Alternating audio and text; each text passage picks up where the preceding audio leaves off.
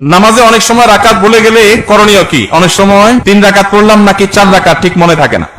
নামাজে রাকাত সংখ্যা নিয়ে যদি আমাদের সমস্যা হয়, এই সমস্যা তো প্রায় হয়, তাই না? আজকাল যে পরিমাণ দুনিয়ার ঠান্ডা, নামাজের রাকাতের হিসাব মনে থাকে না। তো রাকাত সংখ্যা নিয়ে যদি আমার ঝামেলা হয়, মনে না থাকে, তাহলে আমি কি করব? আমি দেখব যে আমার কোনটার দিকে প্রবল ধারণা জাগে। 3 রাকাত আর 4 রাকাত দুটা নিয়ে সন্দেহ হচ্ছে। আমার বেশিরভাগ মনে হচ্ছে 4 রাকাত, তাহলে আলহামদুলিল্লাহ 4 রাকাতই আমি ধরে নিব। আর যদি বেশিরভাগ মনে হয় 3 রাকাত, তাহলে 3 রাকাতই আমি ধরে নিব। প্রবল ধারণা যেটা হবে সেটাই আমি ধরে নিব এবং শেষে সিজদা সাও দিয়ে নিব।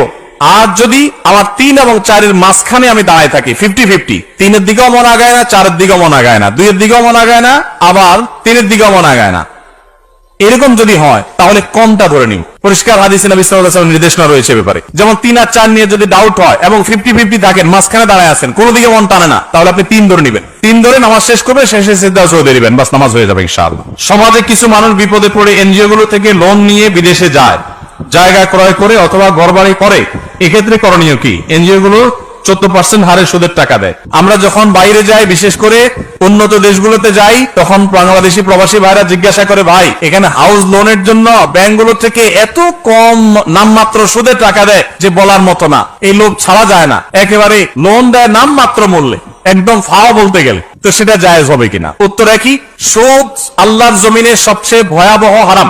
সুদের চাইতে ভয়াবহ হারাম আর কোনটা নাই। অন্য কোন হারাম খেলে আল্লাহর সঙ্গে, আল্লাহ রাসূলের সাথে যুদ্ধের শামিল না।